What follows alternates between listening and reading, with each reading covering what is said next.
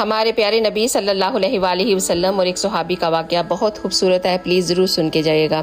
ہمارے پیارے نبی صلی اللہ علیہ وآلہ وسلم سجدے میں گر گئے اور اللہ رب العزت سے عرض کیا، یا اللہ، جبرائیل نے مجھے اطلاع دی تھی کہ صحابی کی زندگی ظہر تک ہے، لیکن یہ کیا ماجرا ہے؟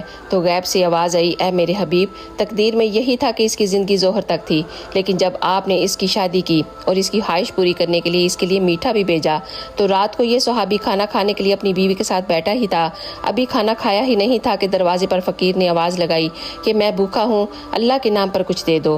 تو صحابی نے بیوی سے اجازت لے کر وہ سارا کھانا اس فقیر کو دے دیا، اور وہ میٹھا جس کی وہ خواہش رکھتا تھا وہ بھی اس فقیر کو دے دیا۔ فقیر کو جب کھانا دیا تو اس فقیر نے دعا دی کہ اے اللہ، تیری جوڑی سلامت رکھے اور تمہیں زندگی میں خوشیاں عطا کرے۔ تو میری عزت کی قسم، مجھے اس صحابی کی ادا بہت پسند آئی اور میں فقیر کی بات کو ٹال بھی نہ سکا۔ سبحان اللہ۔ اگر آپ کو یہ ویڈیو اچھی لگے تو ضرور شیئر کیجیے گا۔